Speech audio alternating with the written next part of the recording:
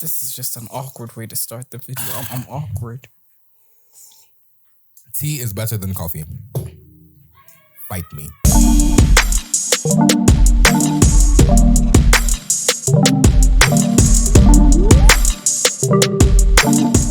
So, Jay, can I say a story? Mm-hmm. Welcome to story time welcome to tea with tea.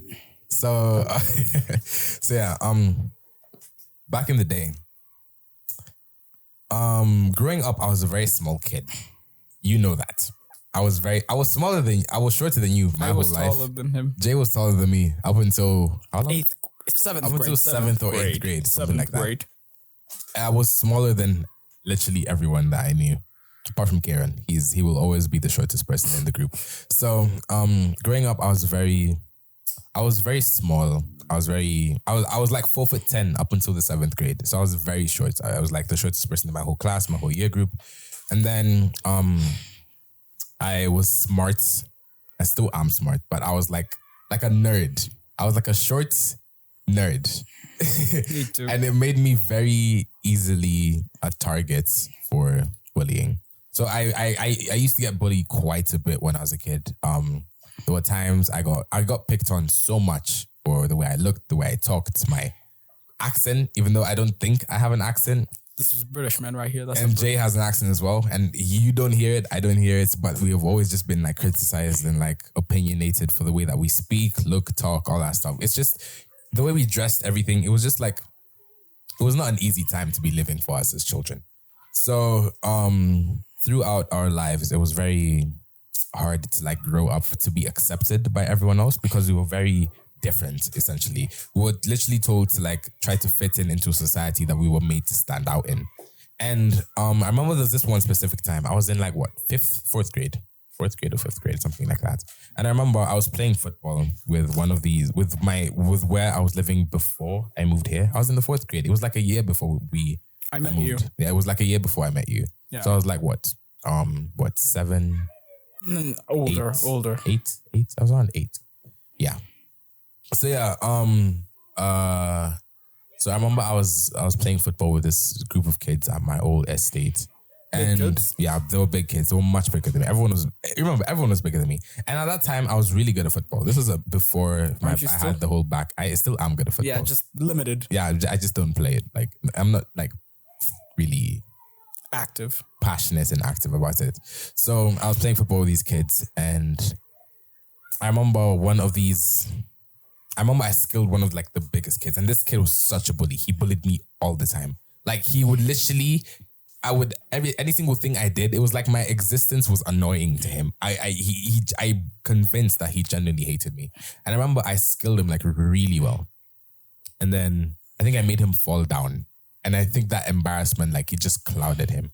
And I remember he ran up to me, he hit me, he literally punched me, he threw me to the ground.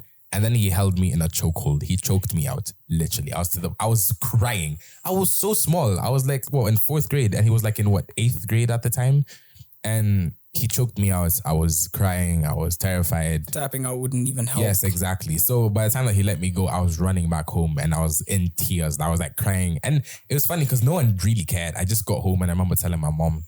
And then I came home, and then that same night we went to his house, and then like my mom talked to his mom, and then his mom made him apologize to me. But I knew from that day onward, I flipped myself, and he hated me since. And that was the beginning stages of me beginning to be a people pleaser. So essentially, we are saying, actually, we'll get to that in a bit.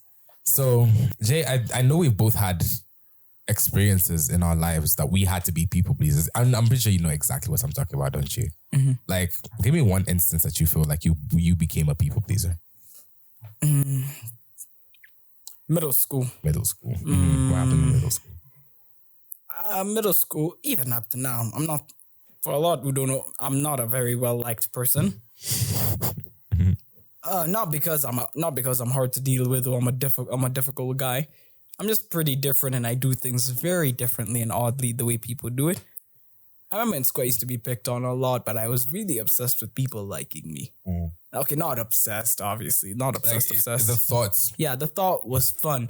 Like, you'd want, I know it's, first off, it's human of wanting people to like you. So I know exactly what you're talking about. And I pushed my boundaries a bit too far. I stopped putting my boundaries here. Thing is, I'm very introverted, so I don't like socializing most of the time. So I pushed that agenda to socialize, even though I didn't want to. And then you were like uncomfortable doing it. Like you still like tried your best. I tried my best. And I thought it worked because maybe other people started coming to me. And it was quite obvious they used to ask me for favors. They used to trash talk me. I knew. Here's the thing, I knew. But I thought, let me just keep up with it because they're spending time with me. Exactly. It was, I look back at that time and oof. You know, when you regret something and you're like, I wish I never did that. Like, I wish I didn't make those decisions. Yeah, like, it was one of the most humiliating times of my life. I never really told my mom because it was very embarrassing and I didn't want her to worry. Yeah, that was one of the times I was pleasing almost everybody. And no one appreciated it, but at the same time, I was doing it for the wrong reasons. Yeah, no, exactly. So why should I be appreciated when you're doing things for the wrong reasons? Yeah, right. You're just doing it not because you're genuinely doing it, but because you just want to be liked. It was, and I used to be picked on. I remember this dude put me in like, a metallic desk in one of those legs. Remember this dude choked me out to a point where I nearly passed out. I didn't say anything. I was the joke for the entire year after that. It was so unfortunate. I remember also on the last day. I remember I there was a fight and someone literally wanted to fight you and I was like, what the heck? I was headbutted. Yeah. And I was jumped. Yeah, he was jumped. I helped. But we stopped him, at least. So that was a good thing. So yeah. I think people pleasing comes from a very deep rooted place, which I always say everything that we do as human beings comes from a very deep rooted place. Like the reason I started making podcast episodes, the reason I started a podcast, the reason I became a YouTuber, I know it's from a very deep rooted place. I'm not going to tell you why, but I know exactly why. And I've understood that so many things that we do, being a people pleaser comes from a very deep rooted place because maybe all through your life you felt so unheard and people didn't like you and you felt like underappreciated. You felt like you needed to do something constantly for them to like you or you needed to fit other people's expectations. And I understand that people become people pleasers because of their circumstances that happened to them, not because of them. Because I feel like as humans, we yearn and we desire attention and love and affection, and we want to be paid attention to. We want other people to like us, and it's a human thing, and it's not like we can really stop it. It's just something that we all have to deal with, and it's so unfortunate because so many people deal with it, and especially when you're not surrounded by the crowd that you really think you should be with, and you're surrounded by people who really underutilize your potential, and they don't appreciate you. They don't really. They make you feel like an outcast in a group when you're supposed to be together. Have you ever been like with people, but you feel so alone? Yeah, I've actually been people. I feel so alone. But the thing is, I've always been an outcast, and I've never really had a problem with it. I actually like it. You're not the center of any. Yeah. Being different is great. Why? You're unique. You do things. You're literally special edition. That's why I always say being weird is sick. Exactly. I'd love to be. It's awesome. Being normal is so boring. I feel like when you're normal, exactly, being weird is so, I don't know, the thought of it is so there's bad weird amazing. Though. Yeah, there's a bad weird though. But I feel like I've always told people, just don't try to fit yourselves into other people's expectations and other people's like opinions on you because you're trying to make other people happy. And I think this is where the whole agenda of us becoming people pleasers started, is because from the very beginning, we were made to feel different. Even though we are different essentially, but I wouldn't like really go hardcore on that fact of like, yes, we're different. You know what I'm talking about, right? And I think the whole agenda of us being different from everyone else is what made us feel like we needed to fit into a standard where we were never supposed to fit in the first place. Like, why are we trying to fit in when we were essentially made to stand out from the very beginning? That is true. You know what I mean? Thing is, if you try to mold yourself into other people's expectations, you will go through an identity crisis. That's true. That's really, really true. And I feel like so many people have been doing it. And this is essentially why I'm just saying, hey, people pleaser, you're gonna need to stop because you're not making yourself happy and you are killing yourself and your happiness trying to fit other people's expectations. So essentially, I just wanted to talk about how being a people pleaser really sucks. I I feel like it's very unfortunate. I feel like so many people go through it. We all, okay, not all of us, but like a very unfortunately unfortunately big group of people do grow up being people pleasers. And it's not just to your friends, it can be to your family, to Your people that you love, your relationships, as in like. And thing is, if you try to please everyone, no one will ever learn how to respect you. If you let someone disrespect you once, then you're opening a door, a pattern of people to disrespect you over and over again. And when you finally stand up for yourself and say no, they won't believe it. Because everyone is just so consumed with, you always do this. You're always making us happy. So what's the point? What's going on? They'll make you feel like low-key guilty about not choosing yourself. Choosing yourself, exactly. I feel like waking up and making that decision to choose you is hard. Because like, can you imagine everyone else not choosing you? So why would you choose yourself? That's the rhetoric that I woke up with so many days. There were so many times I was thinking, oh my God, why no one is choosing me anyway? So what's the point of, trying to make that choice for myself? Because I'm thinking to myself that, no one is ever going to choose me. So what's the point of trying to choose me? Because like, why would anyone else? No one else is really doing it. So why should I make the same decision? And I think the moment that I realized that I need to choose me and I need to put me first is when I realized that I'm not your opinions. I'm not who you think I am.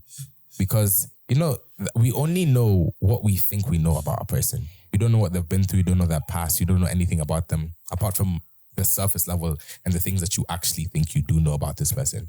But I've understood that when you wake up and you choose yourself and you choose to be you and you choose to make yourself happy, you stop worrying about what everyone else is going to think. Because I've realized that whenever you do something, whatever actions that you'll do, no matter where it is, your family, social media, with your friends, someone is always going to get pissed off.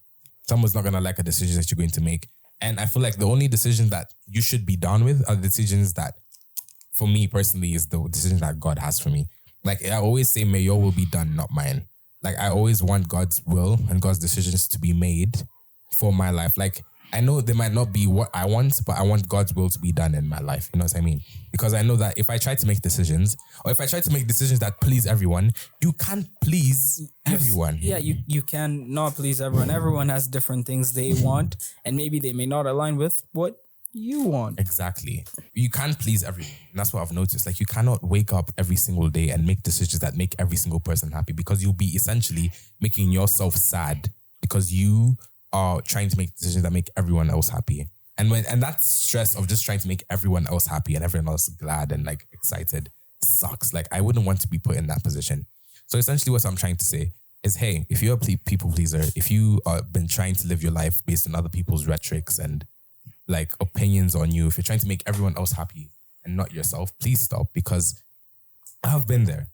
You've been there. We've been there. And it sucks because we spend so much time trying to fit into a society where we were officially made to stand out. And can I just tell you something? You are a really special person. Like your weirdness is amazing. If you think that you're weird, you have not met us, because we are really weird people. And I think weird is unique. Unique is amazing.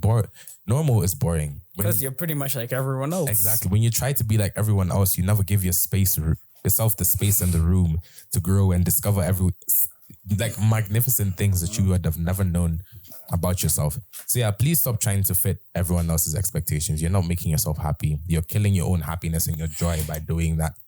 And you have really just dumbed yourself down and placed yourselves into people's expectations that they're going to take advantage of you, because they know that whenever something happens, he's going to be there. He's going to be there. She's going to be there. Like, that should never be the case. You're an amazing person. I need you to stop trying to make everyone else happy, because you are killing your happiness. So, hey, people pleaser, stop.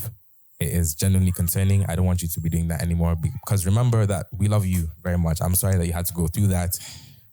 You are prized by majesty, and I hope that you learned something from this message. I know it wasn't too long because our cameras are dying, but yeah. Yeah, so our cameras are dying, all these, it's a lot of craziness. But anyways, I hope you guys have a great day. If you've learned something from this message, I'd really love it if you, commented something down below. Tell us about your experience being people pleaser. Like the video if you enjoyed. And it was basically a sit down conversation like we normally do. But yeah, anyways, take care. Hope you guys have a great time. There's my aunt there. She says, hey. But yeah, anyways, have a great one. We love you guys so much. Subscribe if you enjoyed and like the video. Comment something down below with your experience being a people pleaser. Any of that stuff. Take care. Stop being a people pleaser. Okay. Anyways, take care. And we will see you guys next video. Jay says bye. Bid you adieu. Bid you adieu. Loves you very much. Take care. And we will see you guys in the next video.